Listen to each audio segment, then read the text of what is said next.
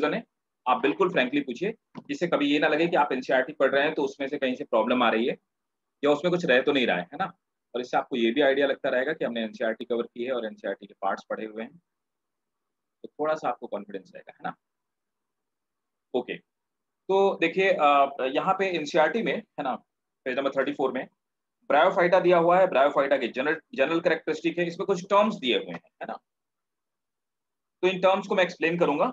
और देखो यहाँ पर हमारे एनसीईआरटी में, अब मैं आपको क्लासिफिकेशन ऑफ ब्रायोफाइट्स के बारे में, तो मैंने आपको ये बताया था कि जो ब्रायोफाइट्स होते हैं, हम क्या बोलते हैं इनको, ब्रायोफाइट्स को we call them amphibian of plant kingdom, ये बोलते हैं ना, amphibian of plant kingdom. Yes sir.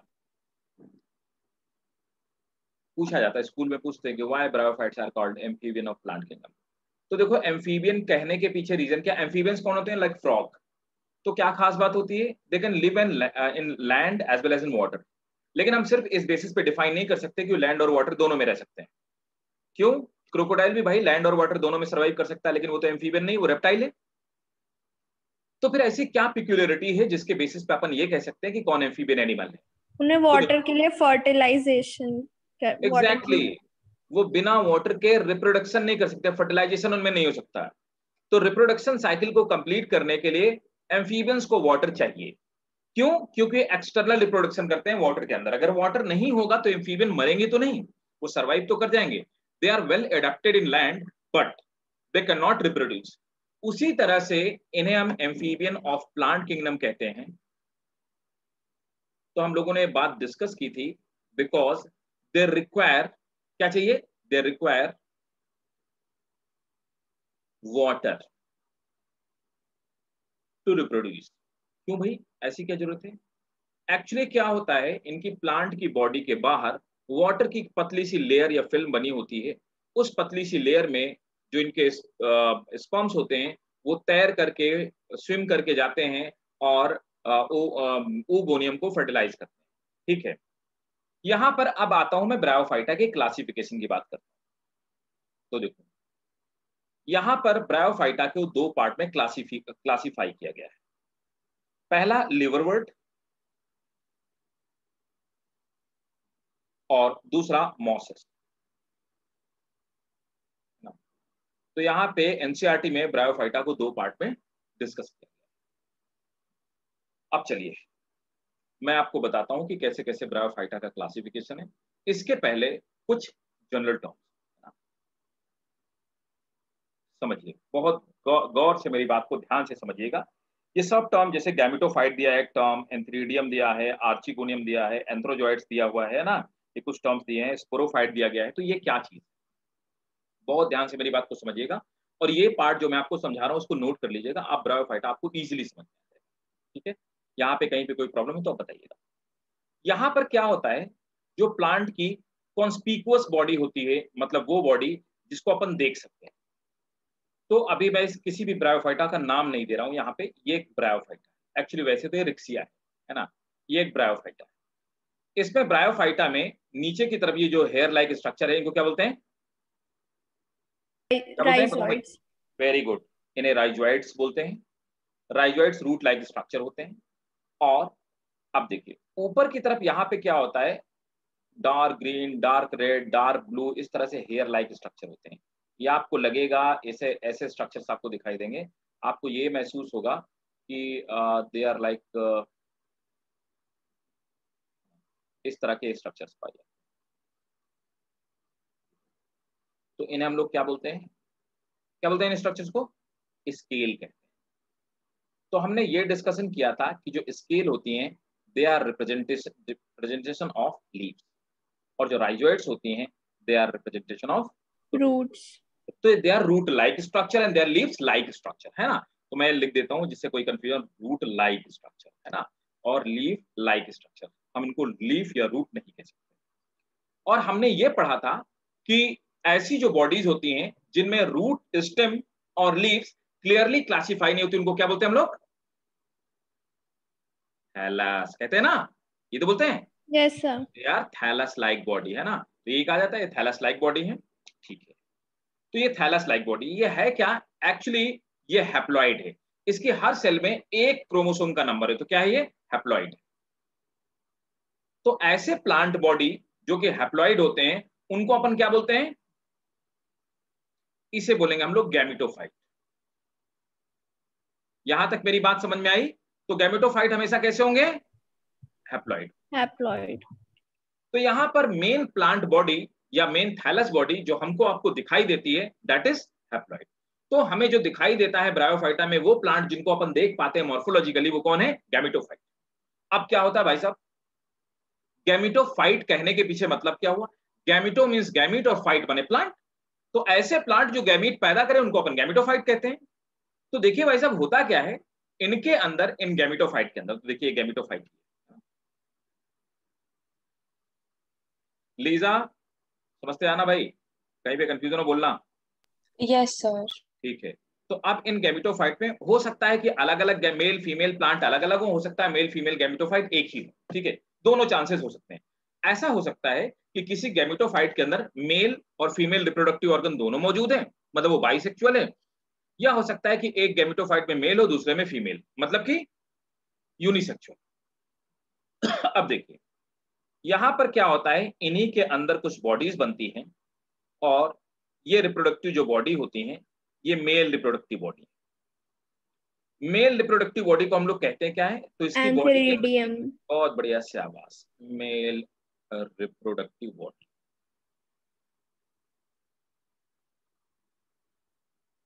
तो मेल रिप्रोडक्टिव बॉडी को हम लोग कहते हैं एंथेरिडियम, है ना। तो यहां पर मेल रिप्रोडक्टिव बॉडी को हम लोग एंथेरिडियम।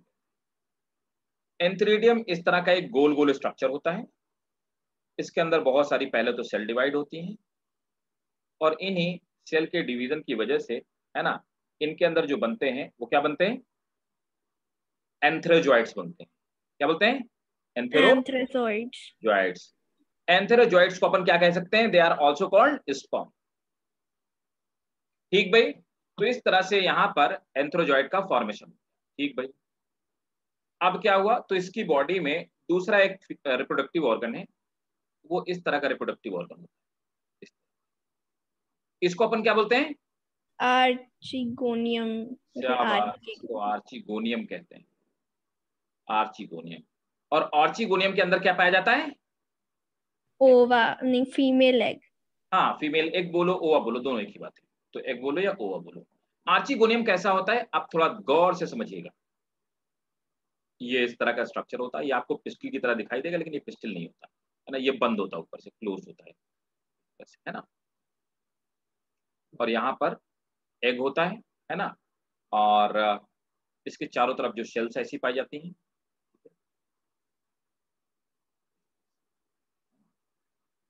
तो देखो ये जो आर्चिगोनियम है बहुत गौर से समझिएगा, जिसको जरा भी कंफ्यूजन हो एकदम वहीं पे पूछेगा।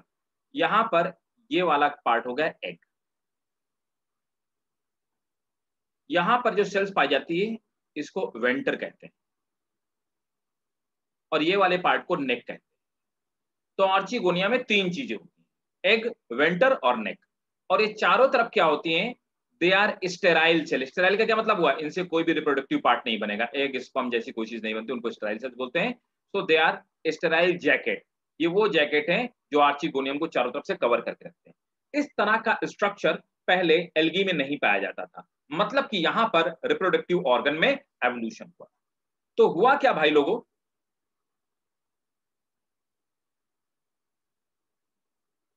ये आपका क्या है, क्या चीज है भाई? गैमेटोफाइट। गैमेटोफाइट के अंदर एग और स्पर्म फ्यूज होते हैं, ठीक है भाई। यहां से स्पर्म और यहां से एग, दोनों फ्यूज होके क्या बनाएंगे? जाइगोस्पोर। जाइगोस्पोर बनाएंगे। तो इसके अंदर एक दूसरे स्ट्रक्चर का फॉर्मेशन होता है।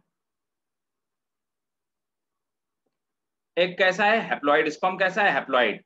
और ये क्या है? जाइगोस्पोर। तो जाइगोट बनता है, जाइगोस्पोर इसे बोलते हैं। जाइगोस्पोर कैसा होगा? डिप्लॉयड। बहुत बढ़िया। अब आइए जाइगोस्पोर से, अब ये यहां से जर्मिनेट करना शुरू करेगा। ये जो हमारा क्या है, ये गैमेटोफाइट है। कैसा है ये, हैप्लॉइड है ना। तो इस जाइगोस्पोर के ऊपर यहां पर एक दूसरी बॉडी डेवलप हो जाएगी। ठीक है, कहां से डेवलप हुई, जाइगोस्पोर से। जाइगोस्पोर। और ये इसको हम लोग क्या बोलेंगे, स्पोरोफाइट बोलेंगे। स्पोरोफाइट कैसा होगा, डिप्लॉइड, डिप्लॉइड। है ना। अब देखो, तो गैमेटोफाइट के ऊपर एक और प्लांट बॉडी पैदा हो गई जिसको कि हमने कहा स्पोरोफाइट, और वो कैसी है, डिप्लॉइड है। अब देखो, स्पोरोफाइट ग्रीन नहीं है, तो भाई जब ग्रीन नहीं तो इसको न्यूट्रिशन कहां से मिलेगा, कहां से लेगा न्यूट्रिशन बताओ। सर गैम उस लीफ से या फिर बॉडी से। गैमेटोफाइट से, यस गैमेटोफाइट से लेगा ना, है ना। Yes sir. ठीक है, भाई जब बच्चा खाना नहीं खा पाता, अपनी मदर के वोम्ब में होता है, तो कहां से फूड लेता है, मदर से, है ना। तो उस समय तक जब तक कोई बेबी पैदा नहीं हुआ, वो मदर के लिए क्या है, पैरासाइट है कि नहीं है, बताओ भाई, है कि नहीं है, पैरासाइट, यस सर। है ना। उसी तरह से यहां पर हम कहते हैं कि ब्रायोफाइट्स में क्या होता है, sporophyte are parasite, parasite on gametophyte. इस बात में किसी को कोई प्रॉब्लम हो बताइए, और ये बात जरूर याद रखिएगा, ये पूरी इस कहानी का क्रक्स है। Sporophyte is parasite on gametophyte. किसी को यहां पर कोई कंफ्यूजन हो तुरंत पूछिए। No sir. ठीक है, क्लियर है ना Lisa, Aliya. Yes sir. Yes sir. ठीक है, चलो, ये चीज आपको किसी दूसरी प्लांट वर्ल्ड में नहीं देखने को मिलेगी। ठीक है, आप देखो यहां पर क्या होता है, स्पोरोफाइट के अंदर स्पोर्स बनते हैं। कैसे स्पोर बनेंगे, ऑब्वियसली हैप्लॉइड स्पोर बनेंगे। ठीक है, तो ये स्पोर बनेंगे, तभी तो हमने इसको स्पोरोफाइट बोला, स्पोर का फॉर्मेशन हो जाएगा।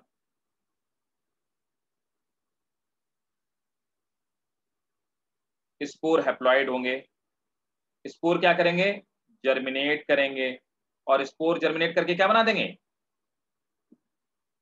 नया गैमेटोफाइट। नया gametophyte. This is the all about the life cycle of bryophyte.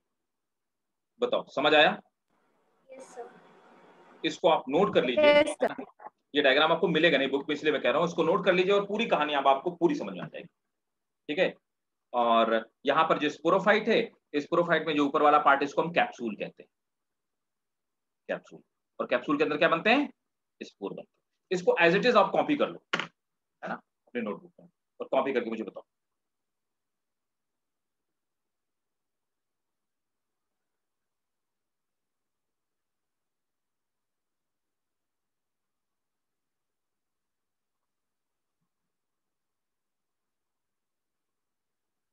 अच्छा, ब्रायोफाइटा के मैंने जनरल कैरेक्टरिस्टिक लिखा दिए थे पक्का, ये नहीं लिखवाए थे, सिर्फ समझाया था। इसकी हेडिंग होगी लाइफ साइकिल ऑफ ब्रायोफाइट।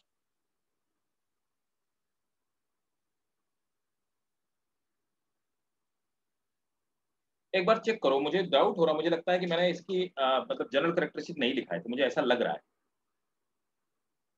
एक बार आप चेक करो जरा अपनी नोटबुक में।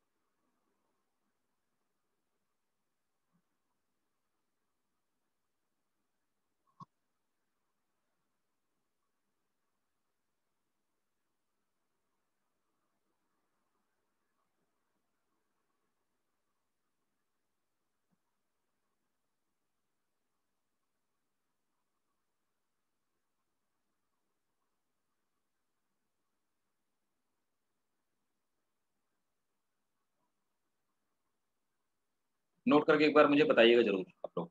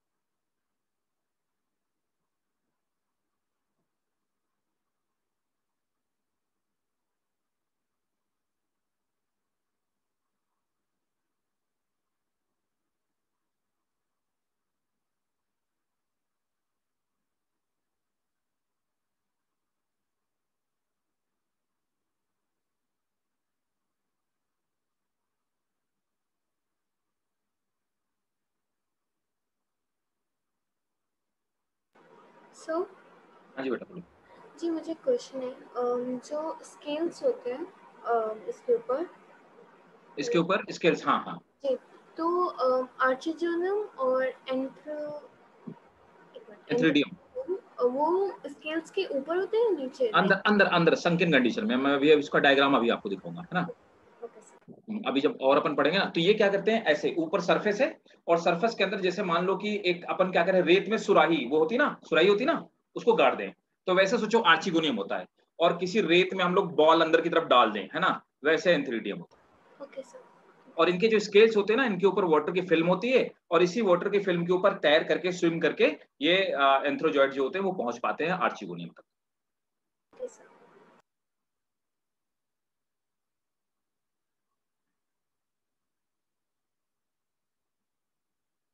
Yes sir. डन, ठीक है, सबने कर लिया? Yes sir. ठीक है, तो चलो फिर मैं हटा देता हूं, है ना, नेक्स्ट पेज पे चलते हैं। ओके, अच्छा जनरल कैरेक्टरिस्टिक चेक करो, मैंने क्या लिखवाया था क्या आपको, प्लीज चेक करिए एक बारी और बताइए मुझे चेक करके।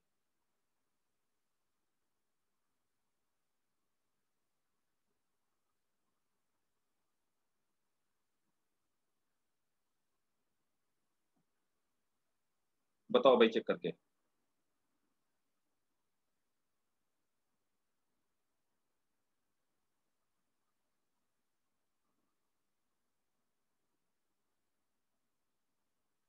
जल्दी से करो, ये यहाँ लिखा नहीं था, ऐसा भी है क्या? अदिति बताओ बेटा। सर लास्ट क्लास में नहीं थी मैं। अच्छा आप लास्ट क्लास में नहीं थे, कौन कौन था ये लास्ट क्लास में?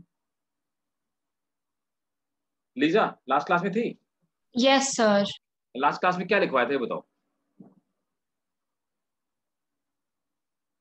Sir last class. ब्रायोफाइटा की जनरल कैरेक्टरिस्टिक लिखाया था क्या?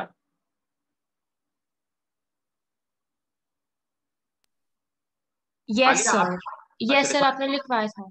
अच्छा ठीक है, चलो अब देखो ये एक चीज और समझो, ये मैं आपको दिखा रहा हूँ, ये इसके वो हैं सेक्स ऑर्गन जो मैंने अभी आपको डिस्कस किए, है ना। अब थोड़ा सा इसमें और समझ लीजिए, है ना। ये हालांकि एक रिक्सिया का है। देखो यहाँ पर क्या मैंने आपको बताया, ये क्या है, एक मैच्योर एंथ्रीडियम है, कौन सा, ये वाला एंथ्रीडियम में। आप देखो यहाँ पर सिर्फ आपको इतना ही समझना है, ठीक है। यहाँ पर ये इसकी एंथ्रीडियल वॉल होती है, मैं दूसरे कलर से कलर कर देता हूँ, देखो ये इसकी एंथ्रीडियल वॉल है, जो मैं ब्लू ब्लू कलर से कर रहा हूँ। तो ऊपर से एक कवर होता है जिस कवर के अंदर, और देखो इसके अंदर क्या है, एंड्रोसाइट मदर सेल जिनसे स्पर्म का फॉर्मेशन होने वाला है। तो यहाँ पर अंदर की तरफ ये जितनी आपको दिखाई दे रही हैं, ये सब एंड्रोसाइट मदर सेल्स हैं। इन्हीं एंड्रोसाइट मदर सेल से क्या होगा, स्पर्म का फॉर्मेशन होगा। ये जितना है सब ये एंड्रोसाइट मदर सेल्स है, ऑल आर एंड्रोसाइट मदर सेल्स, ये सब। तो इन्हीं एंड्रोसाइट मदर सेल से देखो, यहाँ से दे आर एंड्रोसाइट मदर सेल, इन्हीं एंड्रोसाइट मदर सेल से स्पर्म का फॉर्मेशन। स्पर्म कैसा है, इस तरह का ऑब्लिक होता है और बाइफ्लैजिलेट होता है, ठीक है। नीचे जिसकी हेल्प से इस प्लांट में जुड़ा हुआ होता है, उसको अपन क्या बोलते हैं, इसको हम लोग स्टॉक कहते हैं, है ना। जिसकी हेल्प से जुड़ा हुआ होता है इसको हम लोग क्या बोलते हैं, इसको हम लोग स्टॉक, राइट। तो ये हमारा स्टॉक हो गया, स्टॉक हो गया, स्पर्म हो गया। अब देखो फीमेल वाले पार्ट पे आ जाते हैं। तो ये जितना पार्ट मैंने कलर किया है बस आपको इतना बनाना है ना, ये आपको ड्रॉ करना है, ठीक है। स्पर्म आप ड्रॉ करोगे, ये ड्रॉ करोगे, ठीक। अब देखो यहाँ पर आएंगे इसका आर्चिगोनियम का स्ट्रक्चर। तो आर्चिगोनियम का स्ट्रक्चर बोलते हैं, बहुत ध्यान से समझिए। आर्चिगोनियम इसका लोग कंफ्यूज करते हैं, उनको थोड़ा सा कंफ्यूजन रहता है बच्चों को। अब देखो यहाँ पर आप देखेंगे कि बाहर की तरफ एक कवरिंग है, ये वाला जो मैं कलर कर रहा हूँ, बस उसी वाले पार्ट पे आपको फोकस रहना, बाकी आपको ज्यादा इधर उधर का नहीं नोट करना। मैं सिर्फ आपको काम की चीज नोट कराऊंगा जो आपके लिए इम्पोर्टेंट है, ये वाला,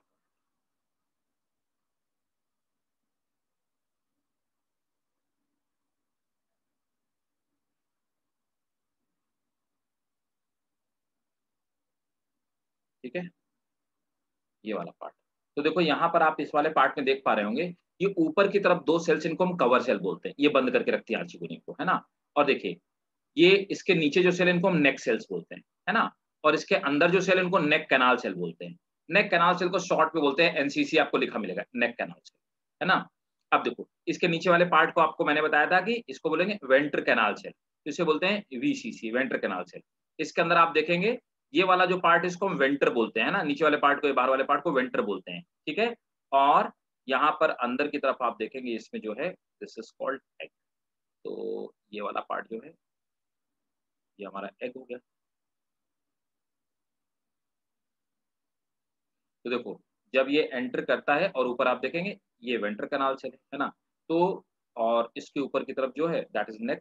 तो यहाँ पर जब स्पर्म एंटर करता है तो नेक कैनाल से ब्रेक हो जाती है वेंट्र, तो एनसीसी और वीसीसी को इनको सबको ब्रेक कर देता है, ये वाला पार्ट को ब्रेक कर देता है जब स्पर्म एंटर करेगा, और इसको नेक कैनाल सेल को ब्रेक कर देगा, और इसको ब्रेक करने के बाद यहाँ पे फ्यूज हो जाएगा, ठीक है। तो ये जितना मैंने कलर किया बस इतना आपको नोट करना है, और कई बार इसका स्ट्रक्चर भी पूछ लिया जाता है ड्रॉ करने के लिए, ठीक है। सबको क्लियर है ना अब कैसा होता है?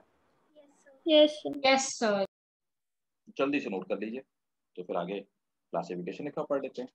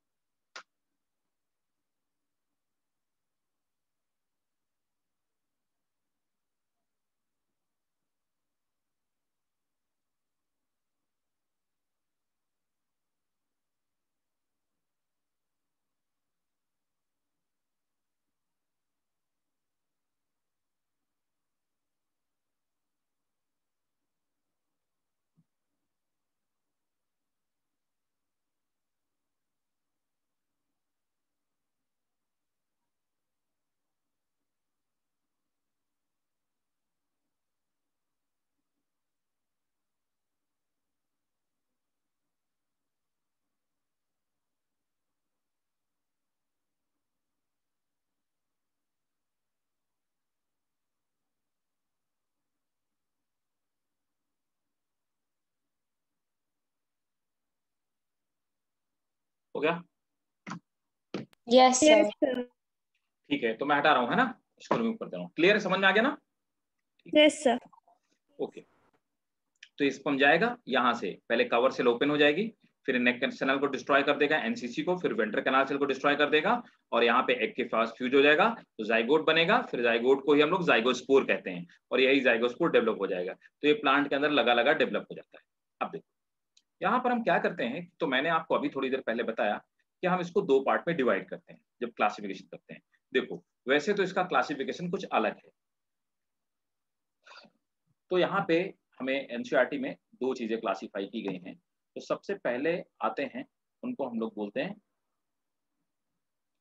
लिवरवर्ट। लिवरवर्ट, ठीक है, और लिवरवर्ट, और दूसरे हैं मॉसेस, ठीक है। नॉर्मली हम लोग जब क्लासिफिकेशन पढ़ते हैं, तो देखिए मैं बताता हूँ आपको out of the NCERT classification. तो जैसे हम लोग क्लासिफिकेशन पढ़ते हैं तो पहले हम लोग तीन तरह से क्लासिफाई करते हैं। तो सबसे पहले हमारे पास आते हैं उनको हम लोग बोलते हैं हिपैटिकोप्सिडा। हिपैटिकोप्सिडा, हिपैटिकोप्सिडा के जितने मेंबर हैं एक्चुअल में इनको लिवरवर्ट कहा जाता है, लिवरवर्ट, है ना। और दूसरे आते हैं एंथोसेरोप्सिडा, एंथोसेरोप्सिडा, एंथोसेरोप्सिडा को हम लोग कहते हैं हॉर्नवर्ट, हॉर्नवर्ट। और उसके बाद तीसरे नंबर पर आते हैं आपके ब्रायोप्सिडा,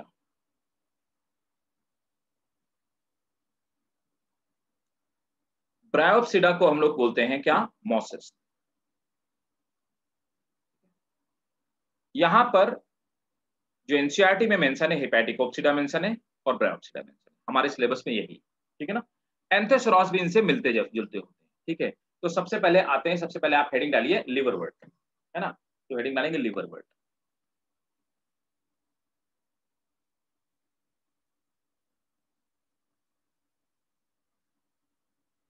लिवरवर्ट का देखो एग्जांपल क्या है, अभी जितना मैंने आपको पढ़ाया वो लिवरवर्ट के बारे में ही पढ़ाया। तो लिवरवर्ट का एग्जांपल है, एक का एग्जांपल है रिक्सिया, ठीक है। दूसरा एग्जांपल है मार्केंशिया, मार्केंशिया। तीसरा एग्जांपल है पेलिया, ठीक है, एटसेट्रा। ये रिक्सिया, मार्केंशिया और पेलिया लिवरवर्ट इसलिए बोलते हैं क्योंकि लिवर की तरह दिखाई देते हैं। अभी देखिए कैसे दिखते हैं, इसलिए अपन इनको लिवरवर्ट बोलते हैं, राइट। तो एग्जांपल डालिए लिवरवर्ट, रिक्सिया, मार्केंशिया और पेलिया। तो सबसे पहले मैं आपको दिखाता हूं इसमें मार्केंशिया में आपको दिखाता हूं, इसको हम लोग स्टडी करके इस ग्रुप के जितने कैरेक्टरिस्टिक वो नोट करेंगे, ठीक है। अब देखो मार्केंशिया होता कैसा, मार्केंशिया,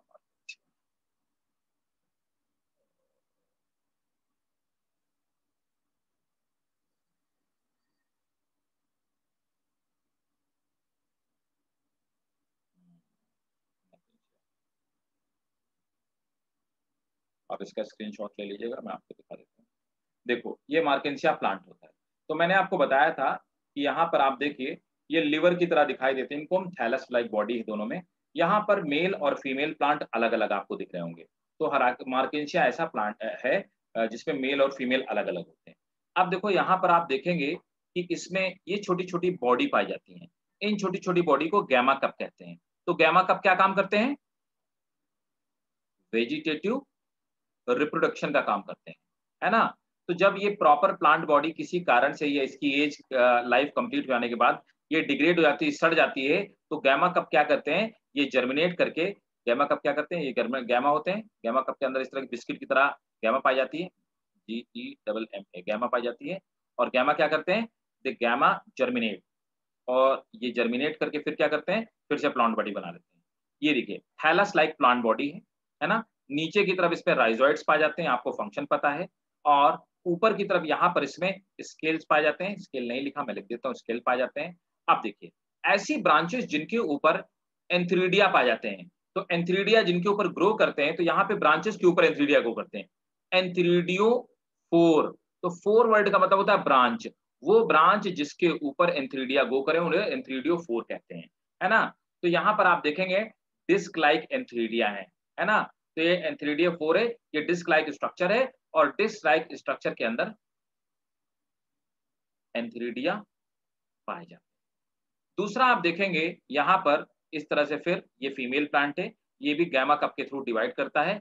यहाँ पर डिस्क लाइक स्ट्रक्चर इसमें भी पाए जाते हैं, और इन्हें हम लोग क्या बोलते हैं, आर्चिगोनियो फोर। फोर मींस ब्रांचेज, ऐसी ब्रांचेज जो आर्चिगोनिया बियर करें, इसमें आर्चिगोनिया पाए जाते हैं। स्पर्म्स तैर करके जाते हैं स्विम करके, और यहाँ पर आर्चिगोनिया तक पहुंच जाते हैं और फर्टिलाइज हो जाते हैं, और जैसे हमने अभी बोला वैसे वैसे यहाँ पर लाइफ साइकिल चलती है। ठीक है, कोई डाउट? No sir. एक और बात बताएंगे, एक वर्ड होता है डाइकोटोमस ब्रांचिंग, सुना है क्या? No sir. डाइकोटोमस, तो ये बहुत जगह आपको मिलेगा, बायोलॉजी का वर्ड है डाइकोटोमसली ब्रांचिंग। डाइकोटोमस है डाइकोटोमियसली, इसका मतलब होता है अगर कोई चीज ऐसे दो पार्ट में डिवाइड हो, फर्दर फिर से वैसे दो पार्ट में डिवाइड हो जाए, फिर से उसकी ब्रांच दो पार्ट में डिवाइड हो, इस तरह की ब्रांचिंग को डाइकोटोमस बोलते हैं। यहां पर है क्या ब्रांचिंग, डाइकोटोमस है ना। Yes sir. ये देखो, ये 2 पार्ट में डिवाइड हुआ, उसके बाद ये फिर फर्दर से 2 पार्ट में डिवाइड होगा, ये फिर 2 पार्ट में, इसको डाइकोटोमस यहाँ पे ब्रांचिंग पाई जाती है। तो ब्रांचिंग यहाँ पर जो है वो डाइकोटोमस है, पहली इंपॉर्टेंट चीज।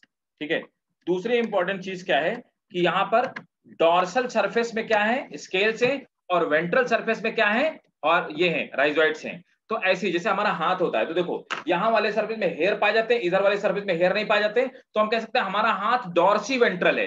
डॉर्सल सरफेस ऊपर वाली सरफेस अलग है, और वेंट्रल सरफेस नीचे वाली सरफेस अलग है। तो यहाँ पर प्लांट कैसा है, डाइकोटोमियसली ब्रांच, और कैसा है, dorsi ventral. Am I clear? समझ आ गया क्या? Yes sir. बहुत बढ़िया, शाबाश। ठीक है, तो नोट कर लीजिए, मार्केंशिया हेडिंग डालिए।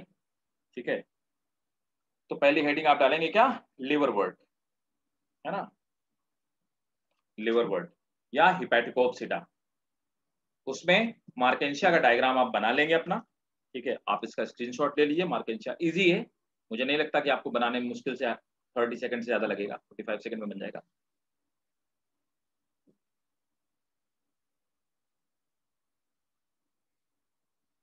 स्टार्ट किया जाए, चलो। Yes sir. The plant body is thallus like, the plant body is thallus like, and it is dorsiventrally, and it is dorsiventrally in structure, Dorsiventrally. in structure,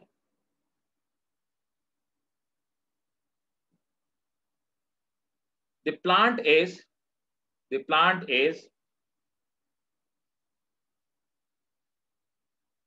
dichotomously branched, the plant is dichotomously branched. Next point,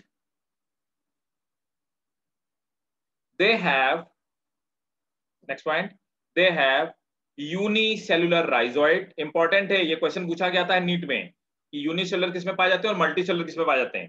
they have unicellular rhizoids and multicellular scale. They have unicellular rhizoids, तो rhizoid एक ही cell की बनी होती है और scales बहुत सारी cell की बनी होती हैं। And multicellular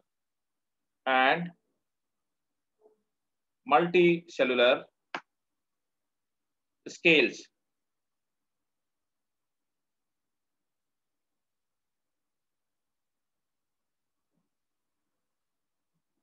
Next point, sporophyte, जो मैंने अभी आपको थोड़ी देर बताया, sporophyte is parasitic on gametophyte.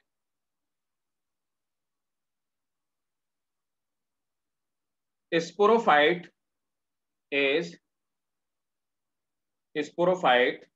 is parasitic on gametophyte.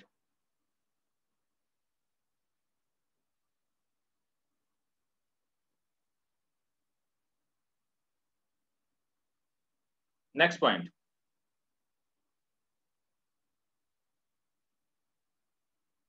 they are found in moist and shady habitat. They are found in moist and shady habitat.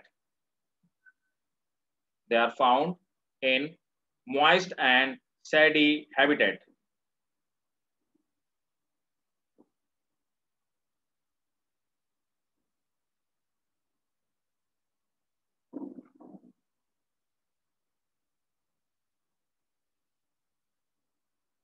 Next point, example, Riccia, Markensia, and Palea.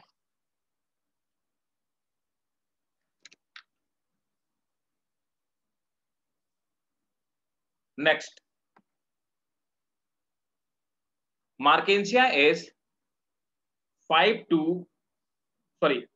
to 10 centimeter in height. Markensia is 2 to 10 centimeter in height. Next point, vegetative reproduction takes place. Vegetative reproduction takes place with the help of vegetative reproduction takes place with the help of gamma cup and fragmentation.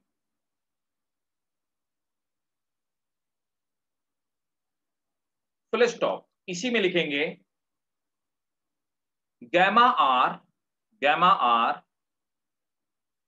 the biscuits like gamma R the biscuits like a small green structure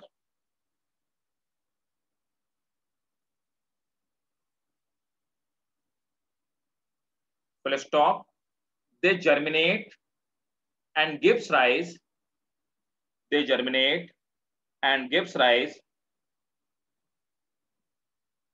new plant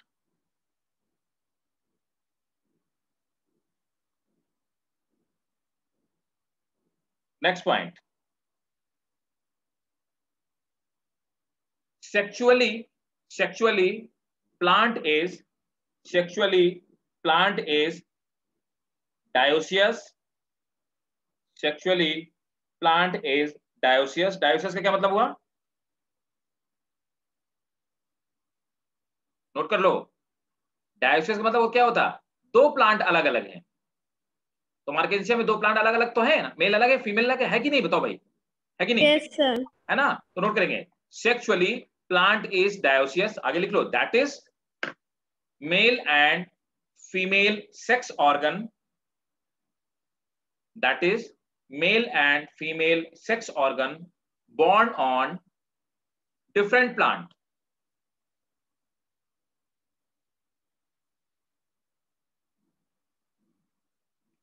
ठीक है? तो एंथ्रेलिया Yes, हो गया. sir. और क्या note करेंगे? The sperms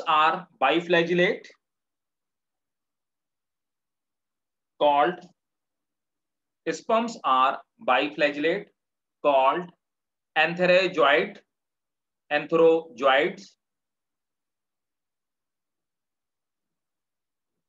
Fuses with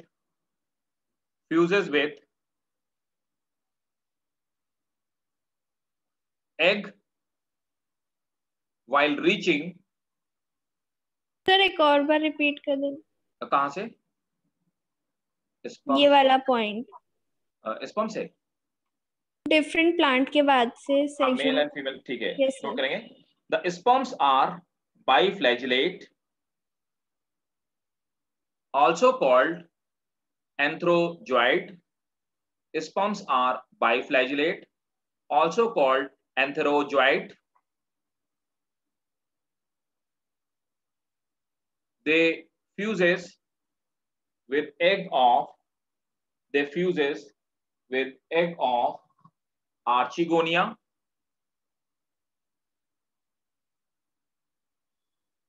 and produces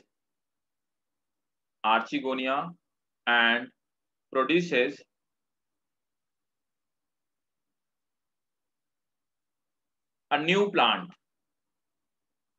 called sporophyte.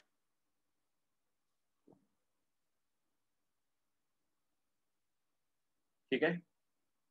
और अब स्पोरोफाइट जरा थोड़ा सा बता दो. नोट करेंगे. स्पोरोफाइट कैप्सूल तो आपको बता ही चुका हूं. Sporophyte have capsule which rupture and produces spores.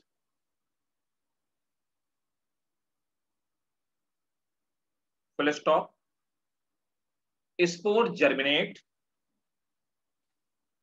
to gives rise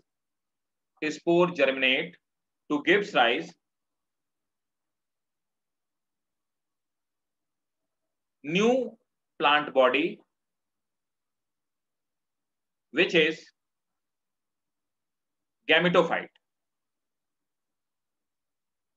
यहां तक कोई डाउट हो बताइए, आपको बताइए, लिवर वर्ट में कोई डाउट हो बताइए। No sir. ठीक है, बहुत बढ़िया, अगर समझ में आ गया बहुत अच्छी बात है। मैं इसको रिमूव कर रहा हूं। अब हम लोग दूसरा वाला पढ़ने वाले हैं, जो कि क्या था, मॉसेस, है ना।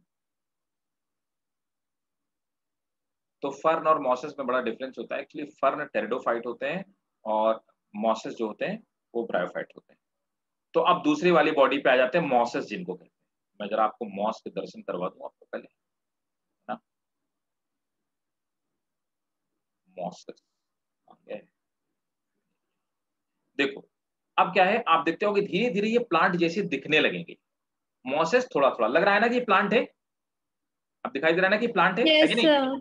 हाँ, तो अब देखो प्लांट जैसे दिखाई देने लगे, है ना। तो धीरे धीरे को पहले क्या हुआ, राइजोइड बने, है ना, मल्टीसेलुलर। देखो अभी भी रूट जैसे दिखने लगे है राइजोइड ये भी। और देखो इनको लीफलेट्स बोलते हैं, ये लीफ जैसी बिल्कुल दिखाई देने लगी, है ना। तो आप समझिए जो मॉसेस होते हैं, देखो उसका एग्जाम्पल क्या है, मॉसेस का फ्यूनेरिया एग्जाम्पल है। ये फ्यूनेरिया हाइग्रोमेट्रिका इसका पूरा नाम है। और ये सेकंड वाले पे हम लोग आते हैं। तो मैंने आपको कहा था कि सेकंड वाला जो हमारा क्लासिफिकेशन है, उसको हम लोग क्या बोलते हैं, उसको बोलते हैं ब्रायोप्सिडा। तो हेडिंग डालेंगे ब्रायोप्सिडा और ब्रैकेट में लिखेंगे मॉसेस। और एग्जाम्पल क्या है मॉसेस का, फ्यूनेरिया।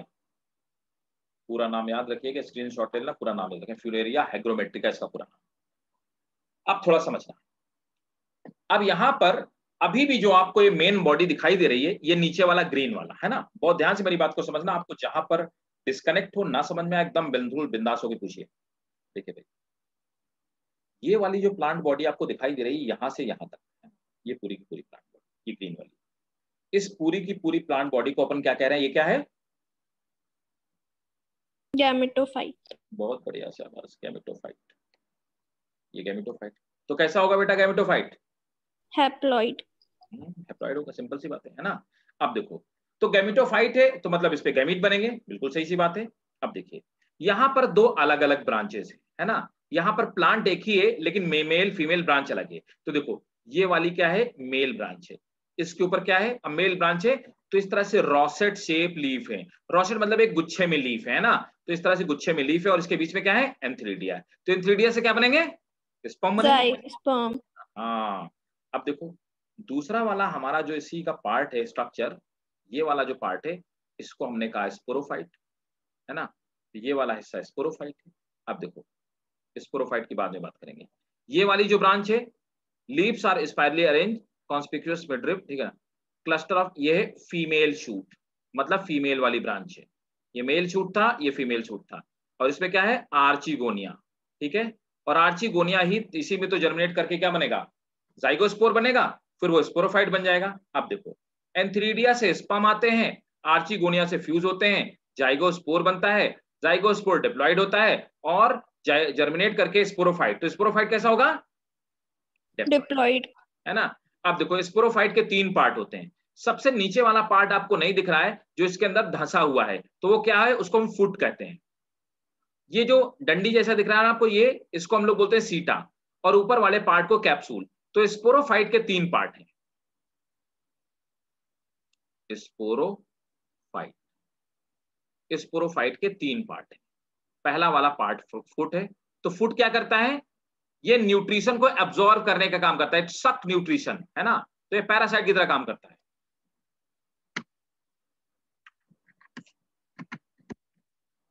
ठीक है। फुट क्या करता है, ये इट सक न्यूट्रिशन, न्यूट्रिशन लेता है, ठीक है। सीटा क्या होता है, ये तो मतलब हेल्प करता है अटैचमेंट पे, है ना, इट हेल्प इन अटैचमेंट, ठीक है। तीसरा वाला पार्ट क्या है, कैप्सूल है। तो कैप्सूल में क्या बनते हैं, स्पोर बनते हैं, ठीक है। इस कैप्सूल के अंदर, अच्छा ये ऊपर से कैप्सूल के ऊपर एक ढक्कन लगा हुआ है, इस ढक्कन को हम लोग अपरकुलम बोलते हैं, कैप्सूल लिड, कैप्सूल का ढक्कन, ठीक है। अब यहां पर आपसे जो स्कूल में पूछा जाएगा, तो पूछा जाएगा draw the well level diagram of sporophyte of Funaria, ये कैप्सूल ऑफ फ्यूनेरिया। आप समझिए मेरी बात को, बहुत गौर से समझना। ये इसका कैप्सूल है, बहुत ध्यान से समझना। कैप्सूल में किनारे किनारे, अब आप मेरी बात को समझिए, मेरे पास एक टिफिन है, टिफिन में क्या है आप देखते हैं ना, एक नीचे वाला पार्ट एक ऊपर वाला पार्ट, तो ढक्कन अपन बंद कर देते हैं, तो जहां पे ढक्कन बंद करते हैं वहां पे रिंग रिंग, जहां पे कसते हैं ना वहां पे क्या वो चूड़ियां बनी होती है ना, रिंग रिंग बनी होती है ना। Yes sir. वैसे इसमें भी सिस्टम है, नीचे वाला टिफिन और उसके बीच में जो रिंग बनी उनको हम एनुलस कहते हैं, एनुलस। वो एनुलस फट जाती है, फटने के बाद ऊपर वाला ढक्कन उछल के बाहर गिरता है, तो ऊपर वाले ढक्कन को क्या बोलते हैं, अपर या लेड, वो उछल के बाहर गिरता है। जब वो ढक्कन ऊपर उछल के बाहर गिर जाता है तो इसके अंदर इस तरह के दांत जैसे स्ट्रक्चर पाए जाते हैं, टीथ लाइक स्ट्रक्चर, इनको क्या बोलते हैं, पेरिस्टोम टीथ। तो यहां पर देखिए उस टिफिन के अंदर से इस तरह से दो दांत निकलते हैं, इस तरह से, एक ऐसा ये वाला है और इसी के ऊपर है ना ऐसे इस तरह से, है ना, तो दो दांत जैसे स्ट्रक्चर होते हैं, दो रिंग में होते हैं, इस तरह टीथ लाइक स्ट्रक्चर होते हैं, तो रिंग में होते हैं, तो टीथ लाइक स्ट्रक्चर आप देखोगे ऐसे दिखाई देंगे। इनके अंदर स्पोर होते हैं, ये क्या करते हैं, अब ये इस तरह से मॉइस्चर की वजह से मूव करते हैं, और जब ये दांत ऐसे ऐसे मूव करते हैं तो स्पोर्स बाहर की तरफ फैलते जाते हैं, ठीक है ना। तो इस तरह से जो मूवमेंट होता है इन दांतों में, जो मूवमेंट होता है, तो यहां पर ये जो पेरिस्टोम टीथ है, इन पेरिस्टोम टीथ में मूवमेंट किसकी वजह से हो रहा है, हाँ जी किसकी वजह से हो रहा है, अभी तो बताया मैंने, बोलो बेटा किसकी वजह से हो रहा है, मॉइस्चर की वजह से, बताया तो है ना। तो यहां पर टीथ में मूवमेंट होता है, मूवमेंट ड्यू टू मॉइस्चर। तो जब ऐसा मूवमेंट होता है किसी भी चीज में, मॉइस्चर की वजह से मूवमेंट हो, तो क्या बोलते हैं, we call it hygroscopic movement. Hygro माने होता है मॉइस्चर होता है, लैटिन वर्ड है, हाइग्रो मींस मॉइस्चर होता है, हाइग्रोस्कोपिक मूवमेंट। तो यहां पर इनके टीथ में कैसा मूवमेंट होता है, हाइग्रोस्कोपिक। तो हम कहेंगे पेरिस्टोम टीथ में हाइग्रोस्कोपिक मूवमेंट होता है, जिसकी वजह से स्पोर डिस्पर्स होते हैं। और जब कैप्सूल ड्राई हो जाता है तो क्या होता है, एनुलस के टिश्यूज फट जाते हैं, अपर बाहर आ जाता है, हाइग्रोस्कोपिक मूवमेंट होता है, और ऊपर से आप देखोगे तो दांत ऐसे दिखाई देंगे। अब बताओ मेरी बात समझ में आई कि नहीं आई। सर मॉइस्चर यस से सर। कैसे देखो स्पोर? बारिश आने वाली है, यस सर। बारिश आने, अगर आपके घर में लकड़ी की खिड़की और दरवाजे लगे हैं तो आप देखोगे वो टाइट हो जाएंगे। Yes sir. बहुत सारी खिड़कियां तो बंद नहीं, तो क्या हुआ, क्यों टाइट हो गई, मतलब वुड ने मॉइस्चर एब्जॉर्ब कर लिया और वो मूव कर गई, उसमें मूवमेंट हुआ, हुआ ना। फिर से जब यस गर्मी सर। आएगी तो सूख जाएगी, फिर से वो बंद होने लगेगी। तो इस तरह का मूवमेंट ये मॉइस्चर की वजह से हो रहा है, तो ऐसे मूवमेंट को हाइग्रोस्कोपिक बोलते हैं। आप देखेंगे राजमा होता है, कभी किसी ने राजमा का प्लांट देखा है किसी ने, यस सर। राजमा हो गया, मूंग का प्लांट हो गया, अगर इनको टाइम पे नहीं तोड़ा जाए ना तो क्या होता है कि इनकी जो फली होती है वो फट जाती है, किसकी वजह से, मॉइस्चर की वजह से, मॉइस्चर की कमी की वजह से फट जाती हैं, और वो राजमा 4-4 5-5 फीट उछल के दूर गिरता है जाकर के, है ना। तो वो क्या हुआ, तो वो सीड किससे डिस्पर्स हुआ, हाइग्रोस्कोपिक मूवमेंट। क्लियर है। Yes sir. सर वो फुट के बगल में क्या लिखा है? सीटा, सीटा, ये नहीं थोड़ा ना, उसके सक। तो यहाँ पे इट यस। सक इज सक न्यूट्रिशन, ओके सर। है ना, और सीटा हेल्थ अटैचमेंट। और लीजा समझ में आया क्या, क्लियर है। Yes sir. ठीक है, अदिति, यस सर। ठीक है, आलिया, एकदम बिल्कुल पूरा समझ में आ गया। Yes sir. गुड। ये सबसे इंपॉर्टेंट पार्ट है ब्रायोफाइट का, मॉसेस जरूर याद रखना, एग्जाम में बहुत पूछा था, और इसका कैप्सूल तो बहुत ही इंपॉर्टेंट है।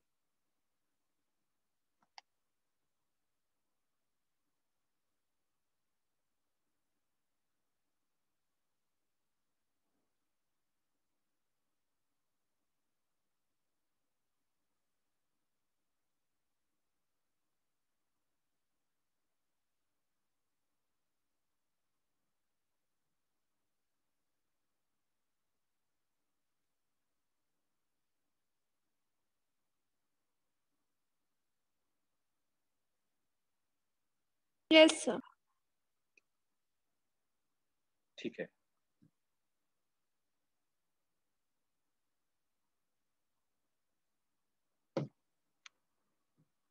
तो मैं हटा दूं इसको, ड्रॉ कर लिया आपने, मतलब स्क्रीनशॉट ले लिया सबने, कर ले लिया, हटा दूं। ड्रॉ यस कर। सर। Yes sir. ठीक है, गुड। अब चलिए, अब आप नोट कीजिए, आप हेडिंग डालेंगे, आप क्या, मैंने आपको हेडिंग ब्रायोप्सिडा या मॉसेस, ठीक है, नोट करो। फॉलियोस का मतलब क्या होता है, लीफ लाइक स्ट्रक्चर, फॉलियोस माने लीफ होता है ना। क्लियर है ना? ये बेसिक टर्मिनोलॉजी भी जो आपको बताता जा रहा हूँ, बिल्कुल ध्यान से याद रखिए। फोलियोज वर्ड का मतलब होता है लीफ लाइक। तो अगर बोला जाए कि प्लांट है फोलियोज, तो समझ लेना लीफ जैसी उसमें स्ट्रक्चर पाए जाएंगे। प्लांट इज लाइक थैलस, तो मतलब आप समझ लेना कि उसमें लीव्स और रूट नहीं समझ में आएंगी, है ना? तो बायोलॉजी की टर्मिनोलॉजी है, नोट करिए। They are foliose bryophyte, that is, मैं लिखवा देता हूं, that is have leaf like structure. They are foliose bryophyte, that is have leaf like structure. Next point, rhizoids are, सबसे इंपॉर्टेंट पॉइंट, ये question कई बार नीट में पूछा गया। इसकी जो राइजोइड्स होती हैं, मैं ऐसे आपको बता देता हूं, तो आपने स्क्रीनशॉट ले लिया। इसकी राइजोइड मल्टी सेलुलर होती हैं, और उनमें क्या ना सेप्टा पाया था, कैसा? ऑब्लिक, इस तरह का सेप्टा पाया, ऑब्लिक सेप्टा हो गया ना, सेल्स में ऑब्लिक यस सेप्टा सर। पाया था, ठीक है? तो नोट करेंगे, rhizoids are multi cellular with oblique septa.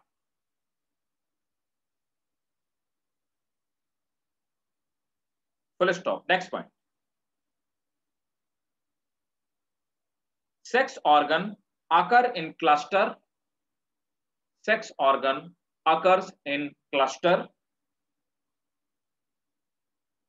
over the tip of branches. Full stop. Sir, echo. Sex organ occurs in cluster, मतलब गुच्छे में पाए जाएंगे मेल और female sex organ. Sex organ occurs in cluster at the tip of branches. Next point. Funaria is 3 to 5 centimeter in height. Funaria is 3 to 5 centimeter in height.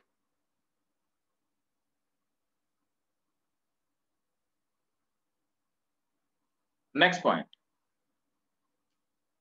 Leaves are spirally arranged and branched. Full stop.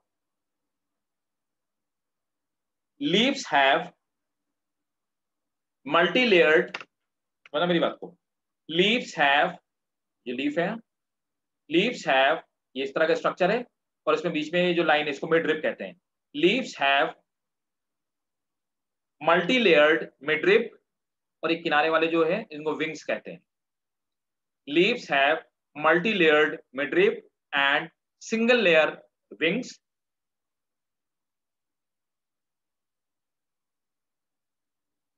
Next point.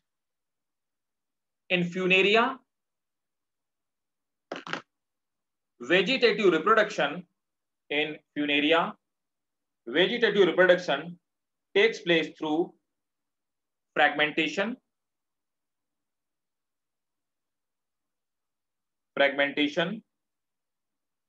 gamete and tubers, fragmentation, gamete and tubers.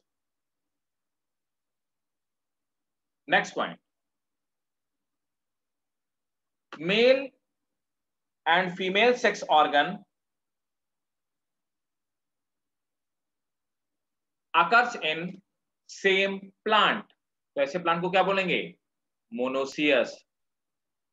तो जिसमें male female organ एक ही plant में monoecious, और जिसमें अलग अलग plant में उसपे डायोसियस। तो नोट करेंगे, mail and female organ occur in same plant, that is monoecious. Next point, sporophyte is parasitic on gametophyte. Sporophyte is parasitic on gametophyte. Full stop. It takes nutrition.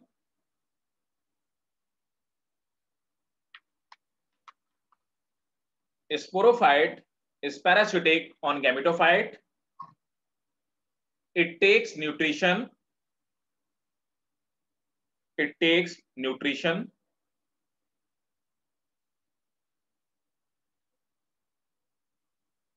through food. It takes nutrition through food. Next point. The capsule have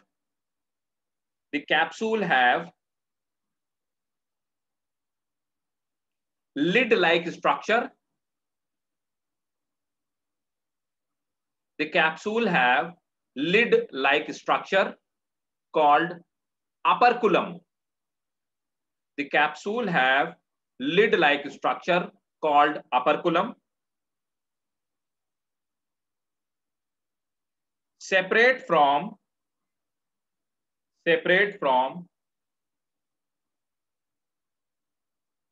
annulus. Next point. There are 32 peristome teeth. There are 32 peristome teeth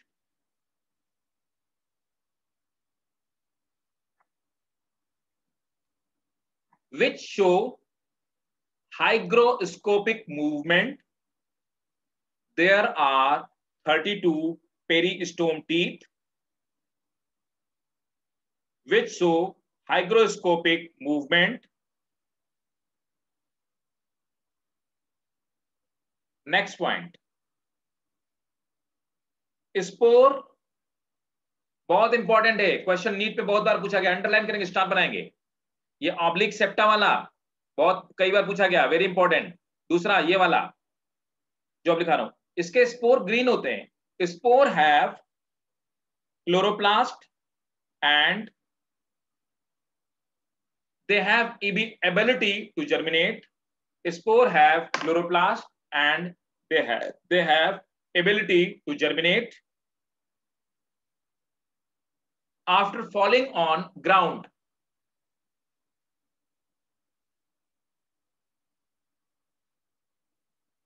बोलो भाई, समझ में आ गया क्या? Yes sir. पक्का? अगर आपको ये समझ में आ गया तो सोचो प्लांट किंगडम पूरा समझ में आ गया। बस यही चीज थी जो समझाना था। इसके कैप्सूल देखो, मैं आपको बताऊं, इसके स्पोरोफाइट का स्ट्रक्चर आपसे स्कूल में पूछा जा सकता है, इसके कैप्सूल का स्ट्रक्चर पूछा जा सकता है, स्पोर डिस्पर्सल कैसा होता है वो पूछा जा सकता है स्कूल में, है ना, ये आपसे पूछा जा सकता है। ठीक है, नीट के लिए क्या इंपॉर्टेंट है, मैंने आपको बताया पेरिस्टोम टीथ कैसे मूव करते हैं, ये इंपॉर्टेंट है। ठीक है, मोनोसियस कौन होता है, डायोसिस कौन होता है, ये इंपॉर्टेंट है। राइजोइड्स कैसी होती है, ये इंपॉर्टेंट है। ठीक है, और स्पोर में क्लोरोप्लास्ट पाया जाता है, ये भी कई बार क्वेश्चन पूछा गया, ये इंपॉर्टेंट है। बताओ किसी को ब्रायोफाइट में कहीं पे कुछ ना समझ में आया हो, कोई दिक्कत तो एकदम बताइए। और अपनी एनसीईआरटी एक बार चेक कीजिए, है ना, मैं आपको बता देता हूँ एनसीईआरटी में पेज नंबर 35 में दिया हुआ है ना, लिवरवर्ट दे रखा है, 36 में आपका मॉसेस दिया हुआ है। मैंने दोनों चीजें आपको कंप्लीटली पढ़ा दी। कोई सा भी कहीं पे भी कोई क्वेश्चन हो एक बार क्रॉस चेक कीजिए और पूछिए। एनसीईआरटी साथ में रखिए हमेशा। प्रोटोनीमा लिखा है। हाँ, प्रोटोनीमा लिखा होता है, ठीक है। देखो मैं यही बोलता हूँ ना, एनसीईआरटी में बहुत क्रिस्प में दे रखा हो, आगे आप देख पा रहे होंगे, लेकिन साथ साथ में एनसीईआरटी पैरेलली आपको इसलिए रखने के लिए बोलता हूँ ताकि आपको कॉन्फिडेंस आता रहे। बहुत सारे बच्चों को ऐसा लगता है कि मैं बहुत ज्यादा पढ़ा देता हूँ या बहुत मतलब इलॉबरेट कर देता हूँ। रीजन ये सिर्फ ये होता है कि उसको एक्सप्लेन करने के लिए, क्योंकि देखो एनसीईआरटी पढ़ करके नीट निकालना बहुत मुश्किल था, मतलब मुश्किल क्या, मैं तो खुल के कहता हूँ ये नेक्स्ट टू इम्पॉसिबल है ना। मतलब सिर्फ एनसीईआरटी से नहीं निकाला जा सकता, आपको थोड़ा सा उससे बियॉन्ड जाना पड़ेगा, आपको समझना पड़ेगा पेरिस्टोम टीथ। अब देखो पेरिस्टोम टीथ कैसे होते हैं, एसेल्युलर होते हैं। बताओ इसका क्या मतलब हुआ, मतलब ये सेल के नहीं बने होते, मींस ये किसी ऐसे कंपाउंड के बने होंगे, जैसे क्या होगा, काइटिन टाइप के कंपाउंड से बने होंगे, क्यूटिन टाइप के कंपाउंड से बने होंगे, ऐसे कंपाउंड से बने होंगे। तो ये भी लिख लेना, peristome teeth are acellular, that is not made up of sales.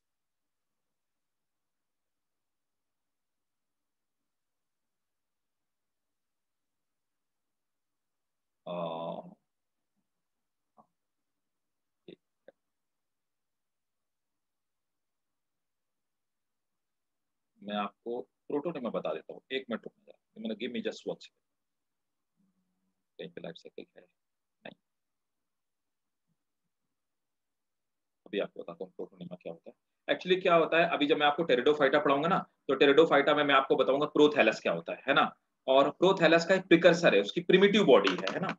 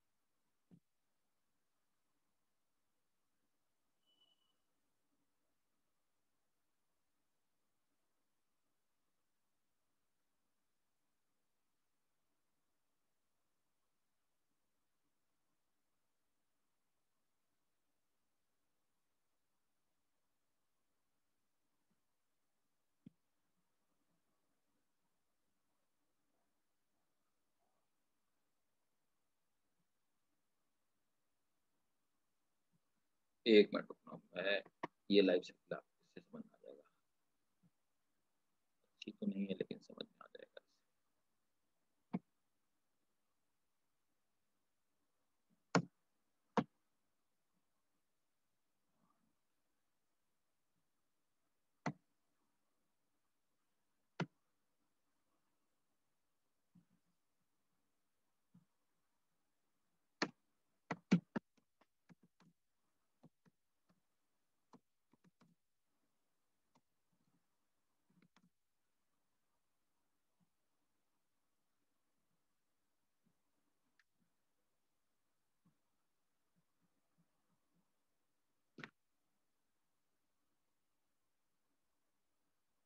ये देखो, देखो समझना बेटा, ये यहाँ तक तो हमने पढ़ लिया, कैप्सूल है ना। देखो पूरी लाइफ साइकिल में बता देता हूँ आपका, मानो आप इसका स्क्रीनशॉट भी ले लेना, है ना। देखो यहाँ पर क्या होता है, तो अभी हमने थोड़ी देर पहले पढ़ा कि यहाँ पे गैमेटोफाइट है, गैमेटोफाइट, ये देखो लीफी गैमेटोफाइट है, इसमें एंथ्रीडिया और आर्चिगोनिया दो बने, है ना। अब देखो यहाँ पर क्या होता है कि एंथ्रीडिया से यहाँ पे ये एंथ्रीडिया से ये एंथ्रोजॉइट निकले और ये आर्चिगोनिया में जाकर के फ्यूज हो गए। फ्यूज होने के बाद एक डिप्लॉइड स्ट्रक्चर बना जिसको आप जाइगोट बोलते हैं, है ना। अब देखो जाइगोट या जाइगोस्पोर इसी को बोलते हैं। अब क्या होता है, ये जाइगोट जर्मिनेट करता है, जाइगोट जर्मिनेट करके क्या बनाता है, एम्ब्रियो बनाता है। एल्गी में एम्ब्रियो नहीं पाया जाता था, यहाँ पे एम्ब्रियो पाया जा रहा है ना। ठीक है ना, डेवलपमेंट हो रहा है। देखे अब देखिए, ये जर्मिनेट हुआ एम्ब्रियो, एम्ब्रियो जर्मिनेट होने के बाद हमको पता है कि कहाँ जर्मिनेट हुआ एम्ब्रियो, गैमेटोफाइट के ऊपर ही जर्मिनेट हुआ। गैमेटोफाइट के ऊपर जर्मिनेट करके एम्ब्रियो ने क्या बना लिया, एम्ब्रियो ने बना लिया पूरा का पूरा स्पोरोफाइट। स्पोरोफाइट कैसा है, डिप्लॉइड स्ट्रक्चर है। एम्ब्रियो कैसा है, डिप्लॉइड स्ट्रक्चर है। अब देखो यहाँ पर कैप्सूल है, कैप्सूल के ऊपर वाला पार्ट अपर हट गया, है ना, उसके फटने से स्पोर निकले। अब ये देखो, ये यहाँ से स्पोर निकले, स्पोर निकल करके स्पोर मदर सेल है, स्पोर टेट्राड, स्पोर बने, स्पोर निकल के जर्मिनेट करेगा। अब स्पोर जो जर्मिनेट करेगा, जर्मिनेट होकर की जो पहली बॉडी बनेगी जिससे कि पूरा का पूरा गैमेटोफाइट बनेगा, we will call it protonema. बोलो बेटा, समझ में आया प्रोटोनिमा क्या है? Yes sir. ठीक है, आपको मानो आप इसका स्क्रीनशॉट ले लीजिए, इट्स गुड। लाइफ साइकिल है, फ्यूनेरिया की लाइफ साइकिल है, लिखा भी है। और बताओ भाई, और किसी को कोई डाउट बताइए भाई, एनी डाउट किसी को? अदिति? No sir. ठीक है, आलिया, लीसा, दोनों तीनों बताओ। No sir. ठीक, तो फिर आगे चला जाए।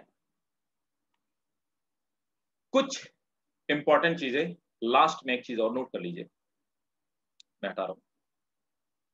इकोनॉमिक इंपॉर्टेंस क्या है मॉसेस का? बहुत ज्यादा तो नहीं है लेकिन थोड़ा बड़ा तो है। इकोनॉमिक इंपॉर्टेंस मतलब हमारी लाइफ में इनका यूज क्या है, तो हेडिंग डालेंगे economic importance. There is a bryophyte, उसको बोलते हैं स्फैग्नम।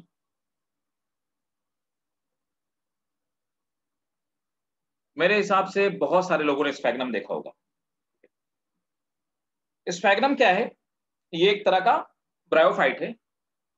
अच्छा एक बात बताओ, आप में से किसी ने ऐसा देखा हुआ है क्या कि जो लोग दिल्ली एनसीआर में रहने वाले, उन लोगों ने पक्का देखा होगा, कुछ लोग होते हैं ना, वो क्या करते हैं, सूखे सूखे प्लांट एक टोकरी में लेकर के बेचते रहते हैं और कहते हैं इसको पानी में डालना पूरा का पूरा हरा हो जाएगा 2 दिन बाद, और वो सच में ऐसा होता है। यस देखा है सर। ना। वो अदिति पता क्या, वो स्फैग्नम है। स्फैग्नम सूख जाता है और इसको जैसे पानी में डालोगे बिल्कुल ग्रीन हो जाएगा, आपको लगेगा मर चुका है, ग्रीन ग्रास है, और जैसे आप उसको पानी में डालोगे 4-5 दिन में बिल्कुल हरा हो जाएगा स्फैग्नम। ये स्फैग्नम की खासियत होती है। स्फैग्नम अपने मास का, अगर 1 ग्राम स्फैग्नम है तो वो 18 ग्राम के आसपास पानी एब्जॉर्ब करने की कैपेबिलिटी रखता है। तो 18 to 26 टाइम, आप समझिए 1 ग्राम स्फैग्नम 18 ग्राम से लेकर के 26 ग्राम पानी एब्जॉर्ब कर सकता है। तो वो अपने मास का पानी एब्जॉर्ब कर लेता है। इसकी खासियत क्या है मैं आपको बताता हूं। स्फैग्नम जिस वाटर में पाया जाता है उस वाटर में किसी तरह का कोई बैक्टीरिया ग्रो नहीं कर सकता, पहली खास बात।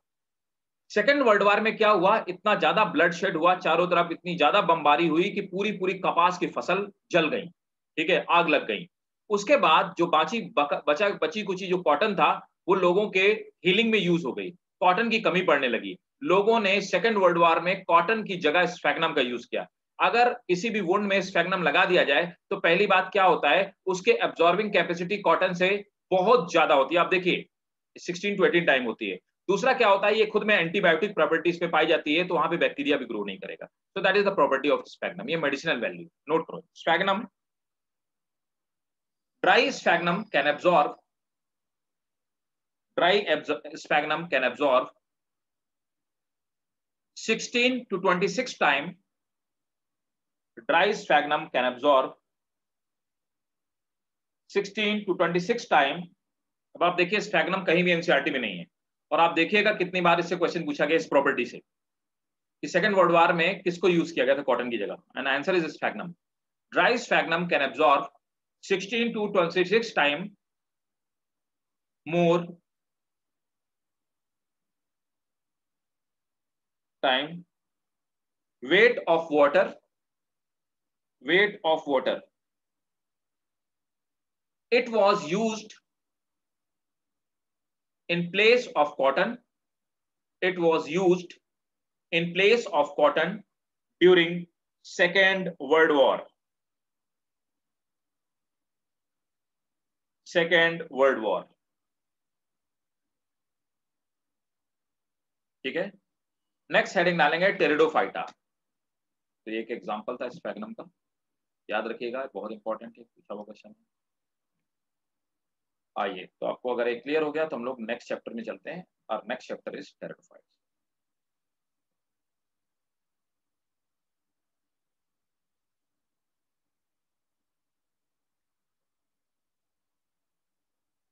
ठीक है, तो देखो थोड़ा सा बात करें एवोल्यूशन कैसे कैसे हुआ। तो सबसे पहले कौन आए होंगे प्लांट में, कौन आए होंगे, जल्दी बताओ। एल्गी, अच्छा, एल्गी से पहले भी कोई आया होगा क्या? हेलोफाइटा। एल्गी से पहले कोई आया होगा क्या? Yes sir. कौन आए थे, वो तो है ना? बीजे आए होंगे ना, बीजे। Yes sir. फिर कौन आए होंगे, रेड एल्गी आए होंगे। फिर कौन आए होंगे, ब्राउन, राइट, ब्राउन एल्गी आए होंगे, और फिर ग्रीन एल्गी।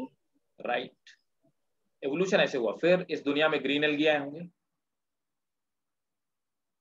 फिर कौन आया होगा, ब्रायोफाइट आए होंगे। यस। ब्रायोफाइट्स में कौन आए होंगे सबसे पहले, हेपेटिकोप्सिड आए होंगे। फिर कौन आए होंगे, मॉसेस, मॉसेस आए होंगे। और मॉसेस से ज्यादा एडवांस प्लांट फिर कौन आए होंगे, फर्न्स आए होंगे। हाँ राइट। और फंस कौन है, टेरिडोफाइटा। Very good, pteridophyta. तो फिर टेरिडोफाइटा। अब अपन ये पढ़ते हैं, है ना? और इसी तरह से पूरी स्टोरी हम पढ़ेंगे आज के मॉडर्न प्लांट कहां तक, एंजियोस्पर्म्स तक। ठीक है, तो नेक्स्ट हेडिंग डालेंगे टेरिडोफाइटा। अब देखो टेरिडोफाइट्स होते कैसे हैं। बहुत ज्यादा टेरिडोफाइट्स नहीं है आपके सिलेबस में, तो हम उतना ही पढ़ेंगे जितना है। हेडिंग डालिए टेरिडोफाइट। तो पहले मैं कोई टेरिडोफाइट आपको दिखा देता हूँ। कौन दिखाऊं? मार्सिलिया। मार्सिलिया, मार्सिलिया भी दिखा दूंगा। इसमें सबसे एडवांस कौन है, मार्सिलिया का स्पोरोकार्प बहुत एडवांस है। मार्सिलिया के स्पोरोकार्प से क्वेश्चन पूछा जाता है। एक जिनको हम फर्न कहते हैं ना, वो टेरिडियम एक्चुअली, है ना? टेरिडियम का डायग्राम आपको दिखाता हूँ। Fern, where is Pteridium.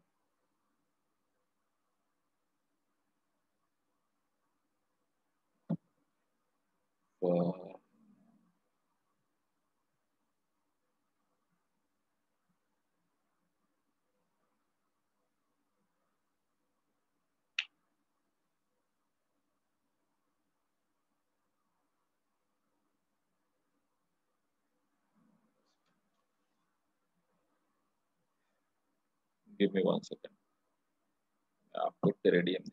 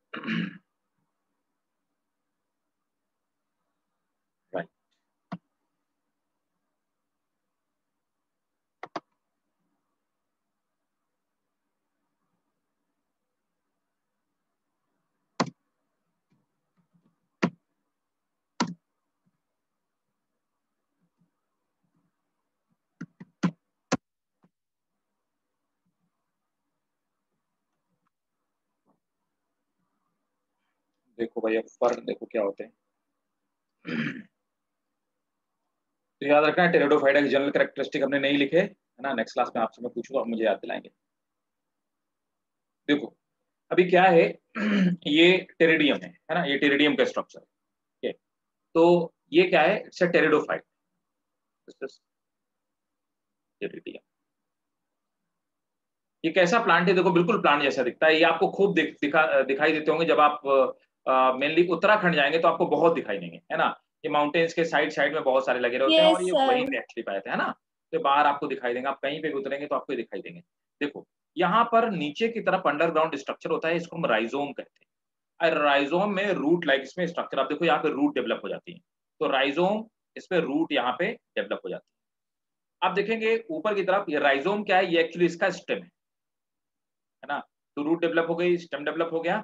अब देखो ये इसको, इस वाले हिस्से को हम स्टाइप बोलते हैं, स्टाइप। अच्छा, ये नीचे से ऊपर जो बड़ी सी पत्ती निकली होती है इनको फ्रॉन्ड्स कहते हैं, फ्रॉन्ड्स, है ना, जो फ्रॉन्ड्स बोलते हैं। फ्रॉन्ड में ये जो स्ट्रक्चर, इसको हम पिन्ना कहते हैं, ठीक है, पिन्ना कहते हैं। और यहाँ पर इन लीव्स में नीचे की तरफ, ठीक है ना, इन पिन्ना में इसमें नीचे की तरफ जो होता है, यहाँ पर स्पोर्स पाए जाते हैं, और स्पोर के ग्रुप को क्या बोलते हैं, सोराई। तो सोराई क्या होता है, दैट इज फोर का ग्रुप ऑफ स्पोरेंजिया, ठीक है। और स्पोरेंजिया, तो ये जो छोटे छोटे दिख रहे हैं क्या है, दे आर स्पोरेंजिया, स्पोर्स। है ना। स्पोरेंजिया, स्पोरेंजिया है, स्पोरेंजिया के अंदर स्पोर है, ठीक है। Yes sir. तो स्पोरेंजिया के अंदर स्पोर है, और बहुत सारे स्पोरेंजिया को क्या बोलते हैं, सोराई, ठीक है। इसका स्क्रीनशॉट ले लीजिए।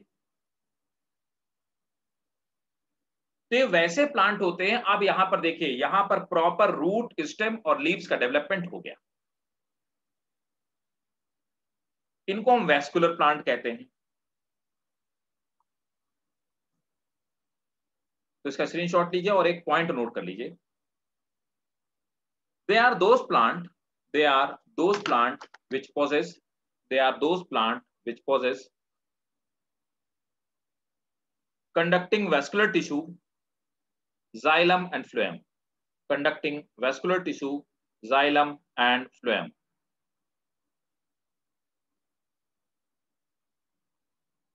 conducting vascular tissue, xylem and phloem, full stop.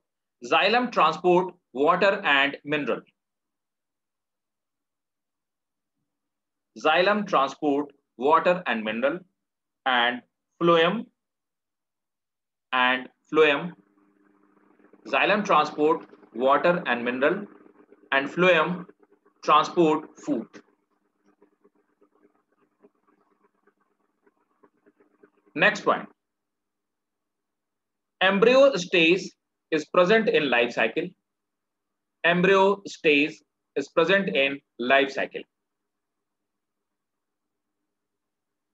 ठीक है। तो टेरिडोफाइटा के जनरल कैरेक्टरिस्टिक नेक्स्ट क्लास में हम लोग डिस्कस करेंगे, और नेक्स्ट क्लास में हम लोग खत्म करेंगे टेरिडो, ठीक है। किसी को भी कोई भी क्वेश्चन अभी हो पूछिए। No sir. चलो, तो मिलते हैं नेक्स्ट क्लास में, और टेरिडोफाइटा के जनरल कैरेक्टरिस्टिक हमने पूरे नहीं किए, ये हम कंप्लीट करेंगे नेक्स्ट क्लास, ठीक है। चलिए, थैंक यू सर। वेलकम बेटा, bye bye. Thank you, sir. Welcome बेटा, वेलकम।